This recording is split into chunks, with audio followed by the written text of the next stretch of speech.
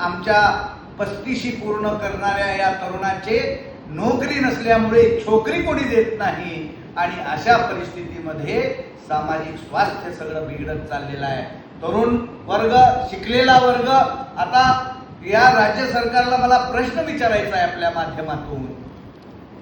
सावित्रीच्या लेकी शिकल्या पाहिजेत म्हणून आपण मोफत शिक्षण देतो आणि मोफत शिक्षण देऊन पुन्हा त्यांना नोकरीची जर हमी देणार नसू, कामाची जर हमी देणार नसू, तर या सावित्रीच्या लेकीने काय शेतामध्ये खुरपायला जायचं का गवंड्यांच्या हाताखाली काही मजुरीनं जायचं?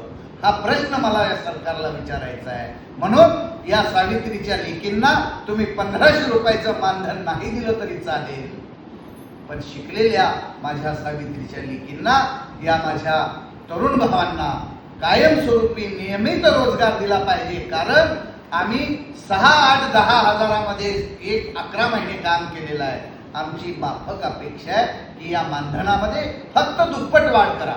12, 16 आणि 20 हजारामध्ये 2 लाख रुपये पगार घेणारा जो कर्मचारी आहे त्याच्यापेक्षा जास्त पटीने चांगलं काम आमच्या या प्रशिक्षणार्थ्यांनी विविध आस्थापनेमध्ये केलेलं आहे। म्हणून आम्हाला फक्त रोजगार द्या, आम्हाला नोकरी नको, आम्हाला कायम रोजगार द्या।